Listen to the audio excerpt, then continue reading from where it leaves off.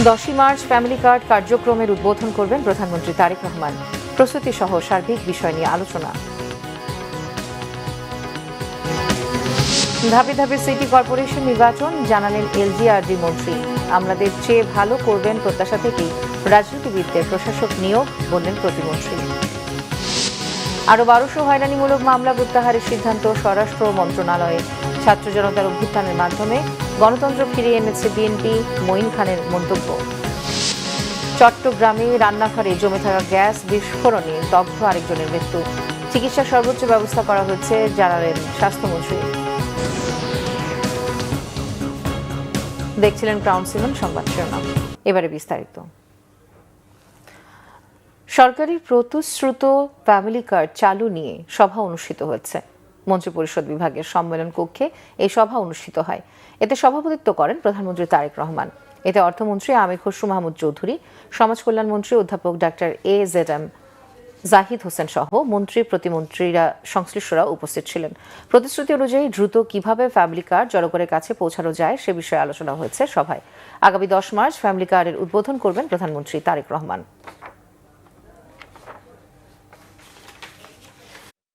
স্থানীয় সরকার, পল্লী উন্নয়ন ও সমবায় মন্ত্রী মির্জা ফখরুল ইসলাম আলমগীর জানিয়েছেন, ভবিষ্যতে দলীয় প্রতীকে সিটি কর্পোরেশন নির্বাচন হবে কিনা সেটি সংসদে নির্ধারিত হবে। নতুন প্রশাসক হিসেবে রাজনৈতিক ব্যক্তিদের নিয়োগ দেওয়ার ফলে নগরবাসী আগের চেয়ে ভালো সেবা পাবেন বলে জানান মির্জা ফখরুল ইসলাম আলমগীর। জিয়াউল হক সবুজের রিপোর্ট। মঙ্গলবার সচিবালয়ে স্থানীয় সরকার, পল্লী উন্নয়ন ও সমবায় মন্ত্রী মির্জা ফখরুল ইসলাম আলমগীরের কাছে যোগদানপত্র জমা দেন ঢাকা উত্তর ও দক্ষিণ সিটি সহ 6 কর্পোরেশনের প্রশাসকরা। এ সময় মির্জা ফখরুল ইসলাম আলমগীর জানান, মেয়াদ অনুযায়ী ধাপে ধাপে পৌরসভা ও সিটি কর্পোরেশন নির্বাচন হবে। তবে স্থানীয় সরকার নির্বাচন দলীয় প্রতীকে হবে কিনা তা সিদ্ধান্ত হবে সংসদে।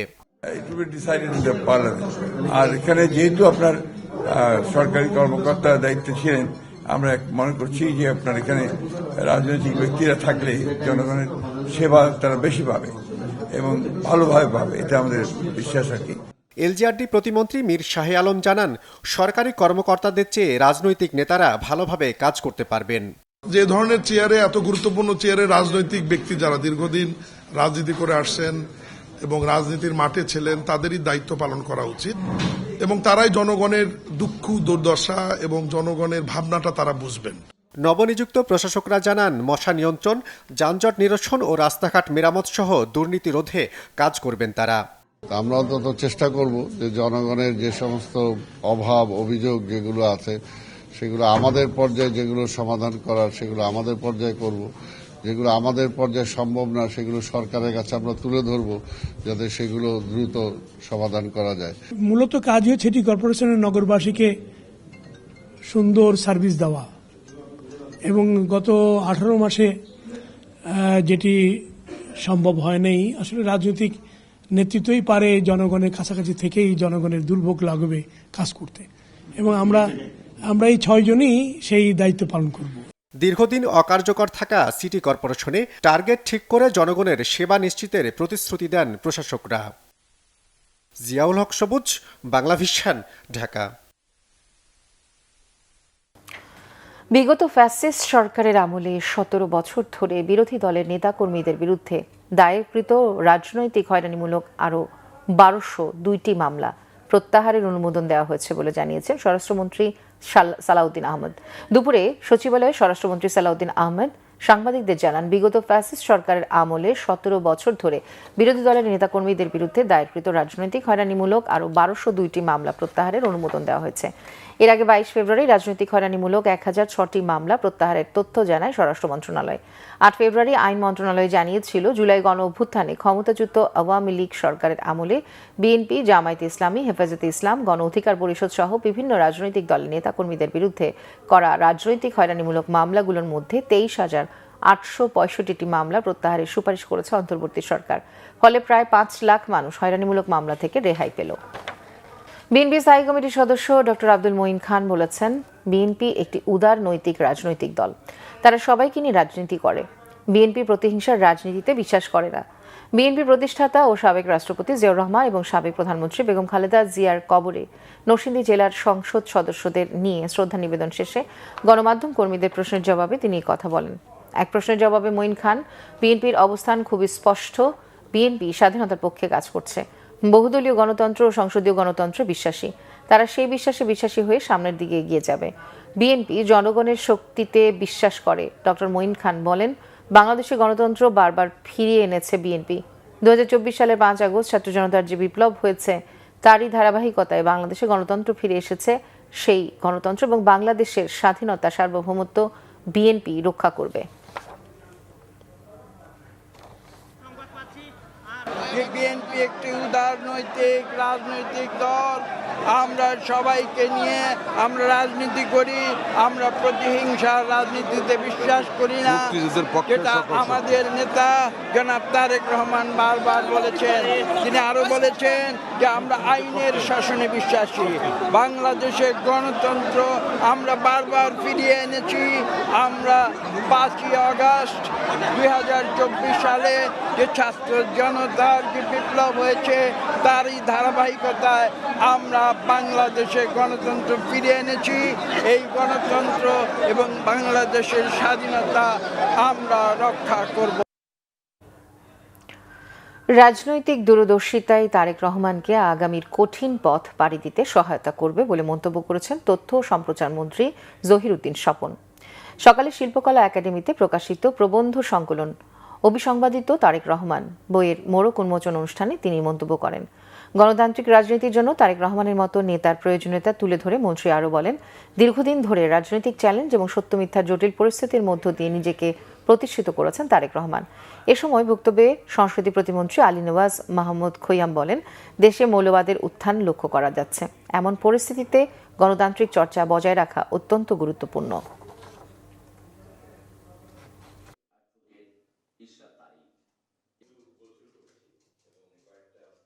শেখ হাসিনার পতনের দিকে তাকাই, তাহলে সেখানে আমরা দেখব যে মানবিক গুণাবলীর থাকা অথবা না থাকা কিভাবে একজন রাজনীতিবিদের চলাচলের গতিকে, পথ চলাকে কিভাবে প্রভাবিত করে। তারেক রহমান ইতিমধ্যে প্রমাণ করেছেন সেই ব্যক্তিগত মানবিক গুণাবলী আছে, যেই গুণাবলী দিয়ে তিনি এই ধরনের একটা পিচ্ছিল এবং একটা অগ্নিঝরা পথে পার করে এখানে এসেছেন এবং বাকি সময়টাও তার পিচ্ছিল থাকবে। এবং আমরা খুবই নিশ্চিত যে তিনি এই যে প্রবন্ধগুলির মধ্যে দিয়ে তার যে জার্নিটা দেখেছি, এই জার্নিটাই এখন তিনি রাষ্ট্রনায়ক হিসেবে, সরকার প্রধান হিসেবে বাকি পথটাও এই কারণেই তিনি সম্পন্ন করতে পারবেন। এদিকে স্বাস্থ্যমন্ত্রী সর্দার সাখাওয়াত হোসেন বকুল বলেছেন, গ্যাস সিলিন্ডার বিস্ফোরণে আহতদের চিকিৎসায় সর্বাত্মক চেষ্টা করছেন চিকিৎসকেরা। সরকার প্রয়োজনীয় সব সহায়তা দেবে। চট্টগ্রামের সিলিন্ডার বিস্ফোরণে আহতদের দেখতে সকালে জাতীয় বার্ন ইনস্টিটিউটে গিয়ে তিনি কথা বলেন। দুর্যোগ ব্যবস্থাপনা ও ত্রাণ মন্ত্রী আসাদুল হাবিব দুলু এ সময় স্বাস্থ্যমন্ত্রীর সাথে ছিলেন। সিলিন্ডার এবং গ্যাস লাইনের লিকেজ সমস্যা দূরীকরণে সংশ্লিষ্ট মন্ত্রণালয় নিয়ে অবিলম্বে বসে সমস্যা সমাধানে পদক্ষেপ নেবেন বলে জানান স্বাস্থ্যমন্ত্রী। চিকিৎসকেরা জানান, একই পরিবারের 9 জন অগ্নিদগ্ধের মধ্য দিয়ে 2 জন মারা গেছে, 1 জন ভেন্টিলেশনে, অন্য 6 জনের স্বাভাবিক চিকিৎসা চলছে। গ্যাস লাইনের যে সিলিন্ডার সিস্টেম, যেটা গ্যাসটা সাপ্লাই দেওয়া হয় কুকিং এর জন্য, এটা একটা। আরেকটা যেটা কনসিল লাইনে গ্যাস দেওয়া হয়, 2টা লাইনে যে লিকেজ হয়, এটা আমরা 3 মন্ত্রণালয় আমরা অতি সত্বর বসতেছি। এটাকে কিভাবে টোটাল কন্ট্রোলে আনা যায় বা লিকেজ থাকলে কিভাবে দূর করা যায়, আমরা আর বিলম্ব না করে মানব সম্পদ রক্ষার স্বার্থে আমরা এটা অতি সত্বর একটা ব্যবস্থা নেব। দায়িত্ব পালনকালে প্রসিকিউশন টিমের কোনো দুর্নীতি বরদাস্ত করা হবে না। কোনো অভিযোগ পেলে তদন্ত সাপেক্ষে কঠোর ব্যবস্থা নেওয়া হবে বলে হুঁশিয়ারি দিয়েছেন আন্তর্জাতিক অপরাধ ট্রাইব্যুনালের নতুন চিফ প্রসিকিউটর আমিনুল ইসলাম। আজ প্রথম কার্যদিবসে ট্রাইব্যুনাল 2 এর চলমান কার্যক্রম পরিদর্শন শেষে এক সংবাদ সম্মেলনে চিফ প্রসিকিউটর এই হুঁশিয়ারি দেন। এ সময় পূর্ববর্তী চিফ প্রসিকিউটরের সাফল্যের কথা তুলে ধরে আমিনুল ইসলাম জানান, ট্রাইব্যুনালে চলমান মামলাগুলো আইন অনুযায়ী স্বচ্ছতার সাথে পরিচালিত হবে। ট্রাইব্যুনালের বিচার কার্যক্রম আরও গতিশীল করার প্রত্যয় ব্যক্ত করেন তিনি। সেই সঙ্গে বিচার কার্যক্রমের ত্রুটি বিচ্যুতিও আইনানুগভাবে ব্যবস্থা নেওয়ার কথা জানান তিনি। সোমবার আইন, বিচার ও সংসদ বিষয়ক মন্ত্রণালয়ের প্রজ্ঞাপনের মাধ্যমে তাজুল ইসলামের পরিবর্তে আমিনুল ইসলামকে চিফ প্রসিকিউটর নিয়োগ দেওয়া হয়।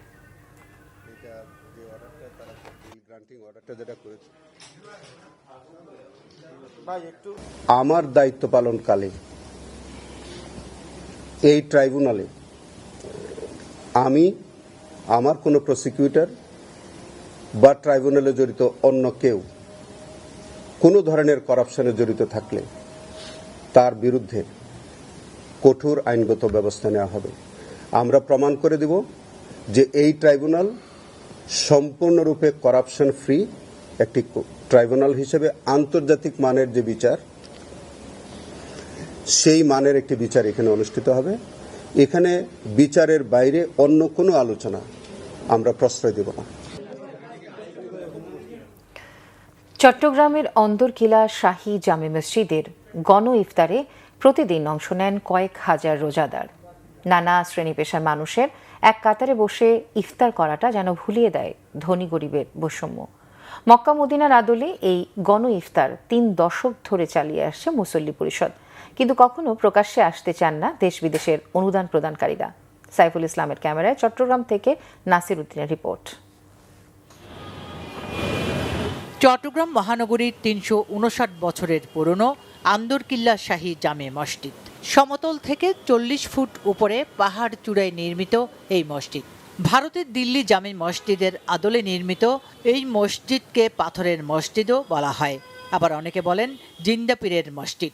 মসজিদটি প্রতিষ্ঠার পেছনে আধ্যাত্মিকতা ও তাকওয়ার বিষয় ছিল বিধায় এখানে সালাত আদায়ে তৃপ্তি মেলে অনেকের। শুধু নামাজের তৃপ্তি নয়, পবিত্র রমজানের ইফতারের তৃপ্তি নিতেও আসেন অনেকে।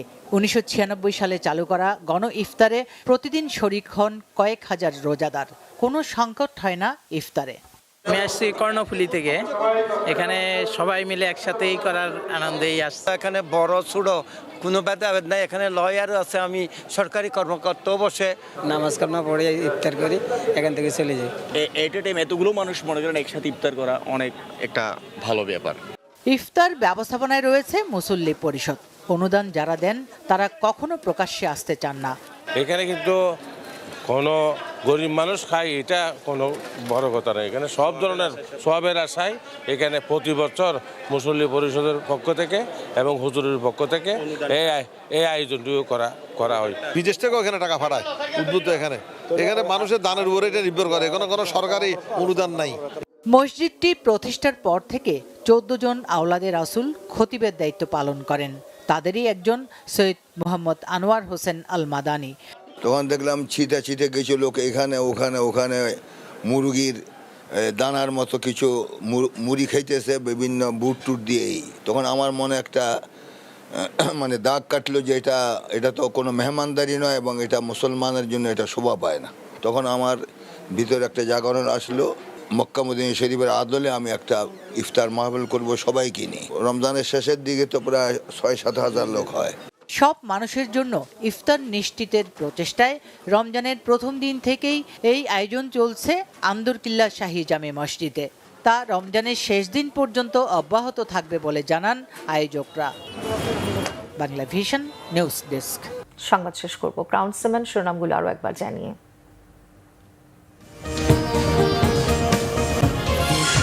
10 মার্চ ফ্যামিলি কার্ড কার্যক্রমের উদ্বোধন করবেন প্রধানমন্ত্রী তারেক রহমান। প্রস্তুতি সহ সার্বিক বিষয় নিয়ে আলোচনা।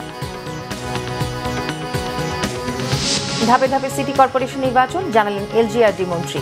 আমাদের চেয়ে ভালো করবেন প্রত্যাশা থেকেই রাজনীতিবিদদের প্রশাসক নিয়োগ, বললেন প্রতিমন্ত্রী। আরও 1200 হয়রানিমূলক মামলা প্রত্যাহারের সিদ্ধান্ত স্বরাষ্ট্র মন্ত্রণালয়ের। ছাত্র জনতার অভ্যুত্থানের মাধ্যমে গণতন্ত্র ফিরিয়ে এনেছে বিএনপি, মঈন খানের মন্তব্য। চট্টগ্রামে রান্নাঘরে জমে থাকা গ্যাস বিস্ফোরণে দগ্ধ আরেকজনের মৃত্যু। চিকিৎসার সর্বোচ্চ ব্যবস্থা করা হয়েছে, জানালেন স্বাস্থ্যমন্ত্রী। এই ছিল এখনকার মতো। পরের সংবাদ বিকেল 4টায়। এর আগে 3টায় রয়েছে নিউজ টপ 10 দেখার আমন্ত্রণ রইল। এছাড়া বাংলা ভিশন সংবাদ ও সংবাদ সংশ্লিষ্ট অনুষ্ঠান দেখতে ভিজিট করুন www.bbnews24.com ও facebook.com/bangladeshinews এবং সাবস্ক্রাইব করুন youtube.com/bangladeshinews। ধন্যবাদ সবাইকে।